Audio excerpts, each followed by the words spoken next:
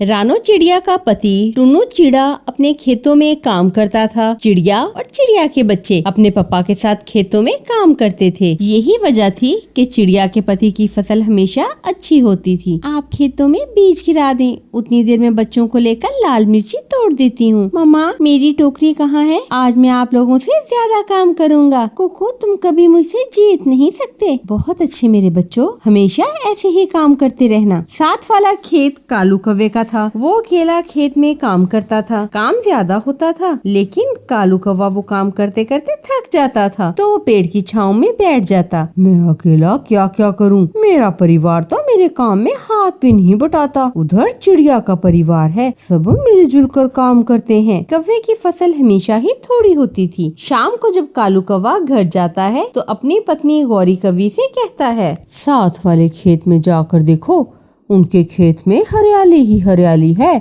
और मेरा खेत बंजर लगता है, बंजर। तो इसमें हमारा क्या दोष है? हमें क्यों लाल लाल आंखें दिखा रहे हो? जग्गू कौवा हंसने लग जाता है। चुप कर जाओ वरना मैं तुम्हें थप्पड़ मार दूंगा। जग्गू अपनी मम्मा के पीछे छुप जाता है। मेरे गंदे पप्पा हो तुम। जग्गू तुम अपना मुंह बंद रखो, और कालू अगर तुम्हारे में दम है तो लगाओ हाथ मेरे जग्गू को। सब खेतों में मिलकर काम करते हैं। कल से हम सब मिलकर खेतों में काम करेंगे। ना तो मेरे से खेतों में काम होता है और ना ही मेरे शेर बेटे जग्गू से। करना है तो करो खेतों में काम, वरना अपने पहले वाले काम पे शुरू हो जाओ। गौरी मैं अब चोरियां नहीं कर सकता, मैं बूढ़ा हो गया हूँ। गुड़िया के पापा कल खेत में क्या काम करना है? कल हमने धान की फसल लगानी है। कल खेत में बहुत ज्यादा काम होगा। कोई बात नहीं, हम मिलकर काम जल्दी से खत्म कर लेंगे। पापा हम दोनों हैं ना आपके साथ आपकी मदद करने के लिए, फिर आप क्यों परेशान हो रहे हो?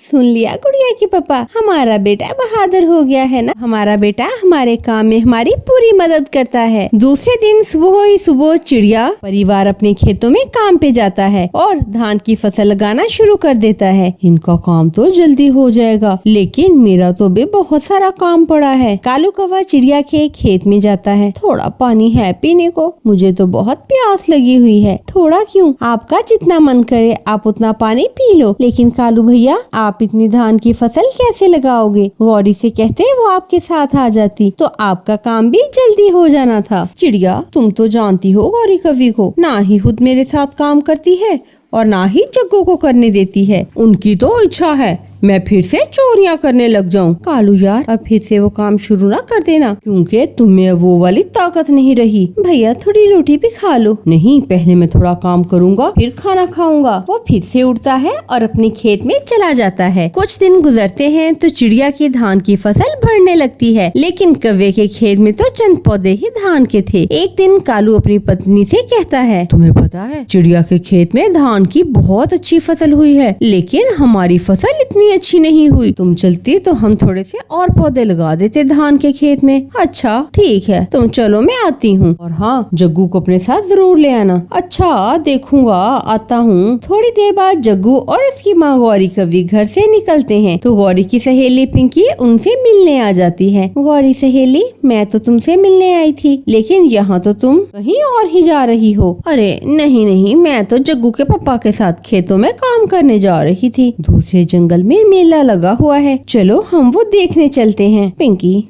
दिल तो मेरा बहुत कर रहा है, लेकिन असल बात ये है कि मेरे पास तो पैसे ही नहीं है। तुम मेरे साथ चलो, मेरे पास पैसे हैं। तुम सब डरपोकों, किसी ने मेरा साथ नहीं दिया।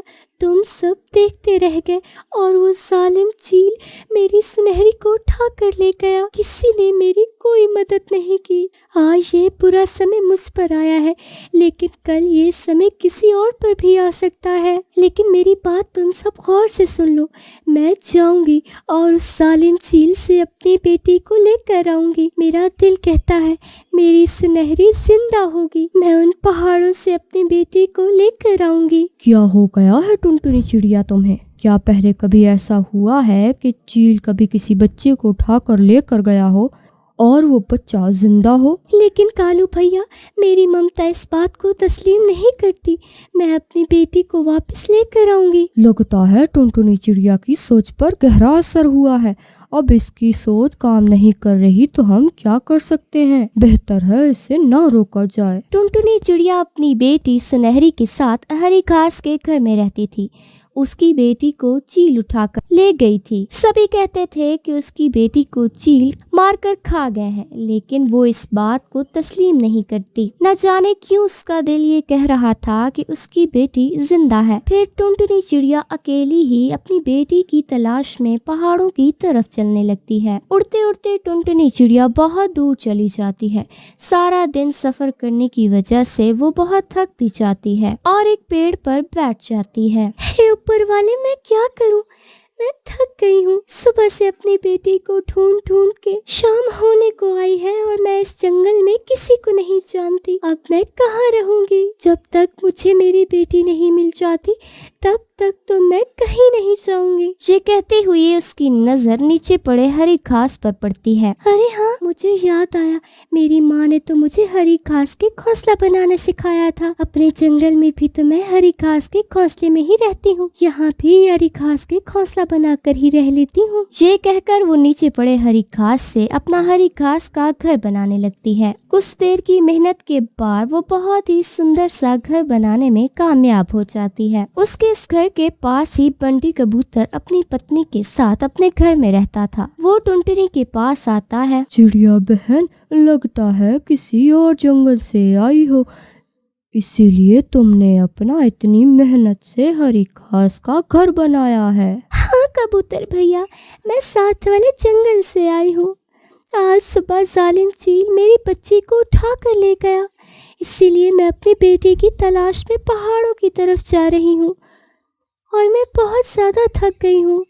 इसीलिए मैंने अपने लिए घास का घर बनाया, क्योंकि मेरे पास और कोई ठिकाना नहीं था। चिड़िया बहन, मुझे ये जानकर बहुत दुख हुआ, पर वो जालिम चील तो नन्ही चिड़िया को खा गया होगा। नहीं बंटी भैया, ऐसा नहीं हो सकता। मेरा दिल कहता है मेरी नन्ही परी जिंदा है। चिड़िया बहन, काश ऐसा ही हो। इस जंगल में जालिम चील कुछ दिनों पहले मेरे बच्चे को भी ले गया है। ऐसे ना कहे बंटी जी, आप मेरे साथ मेरे हरी घास में चलें ताकि आप उस जालिम चील को ढूंढने में मेरी मदद कर सकें। फिर बंटी कबूतर अपनी पत्नी बबली कबूतरी के साथ चिड़िया के हरी घास के घर में चला जाता है। चिड़िया बहन, तुम्हारा दर्द हम समझते हैं और ये दर्द हमने भी सहा है, मगर मैं बहुत अफसोस से कहती हूँ, तुम्हारी बेटी अभी जिंदा नहीं होगी। प्लीज़ ऐसा मत कहिए, मेरा दिल कहता है मेरी बेटी जिंदा होगी। चिड़िया बहन, अगर आपकी बेटी जिंदा भी है तो आप उस जालिम चील का मुकाबला कैसे